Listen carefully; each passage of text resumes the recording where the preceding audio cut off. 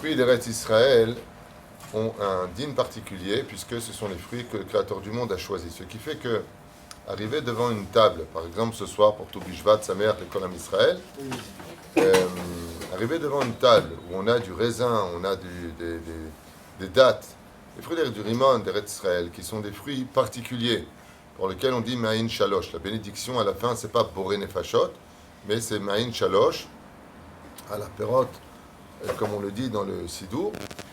Si je me retrouve face à des fruits comme des oranges, des pommes, des bananes et autres, je devrais donner, étant donné qu'ils sont ensemble sur la table, pour ne pas dénigrer les fruits que le Créateur du monde a choisis pour la terre d'Eretz Israël, je donnerai d'abord la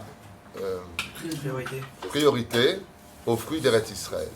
Mamash l'ishtadel banoseazé. Si vraiment maintenant je n'aime aucun de ces fruits, l'otovli, et que je peux dans ce cas-là les retirer de la table pour ne pas que je les humilie d'une certaine façon, les dénigrant parce que je mangeais une pomme au lieu de manger un de ces fruits d'Israël, zemoutar. Ça veut dire si j'ai une autre table, les fruits d'Eretz Israël, et que sur cette table-là, j'ai des fruits que moi je préfère, dans ce cas-là, je n'ai pas à tenir compte spécialement des fruits d'Eretz Israël.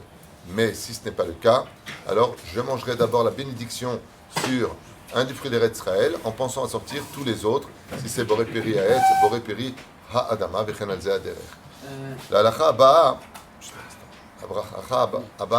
c'est que même dans les fruits d'Eretz Israël, il y a aussi un seder, comme par exemple que si j'ai du raisin et de la date, alors la date passe avant le raisin, dans le cas échéant. Ça veut dire que même là aussi, il y a un ordre dans lequel on doit dire les bénédictions, comme là-bas c'est marqué dans le livre de Devarim, pour lequel les lois y figurent dans le chapitre 8, verset 8. Là-bas vous avez Bezrat Hashem, tout le verset Eretz Rita, Useora, Vegefen, Vetena, Verimon, Eretz Haït, Shemen, Udvash.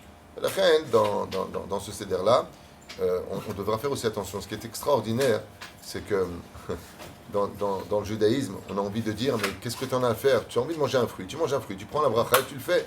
Et tu dis non, si tu veux faire comme ça, fais attention. Pourquoi? Parce qu'il y a un ordre hiérarchique. Et c'est fou combien l'anarchie est anti-Torah.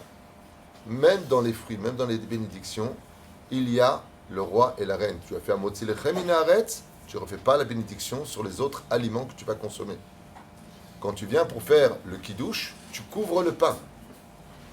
Pour ne pas humilier le blé qui passe avant, en réalité, le geffen.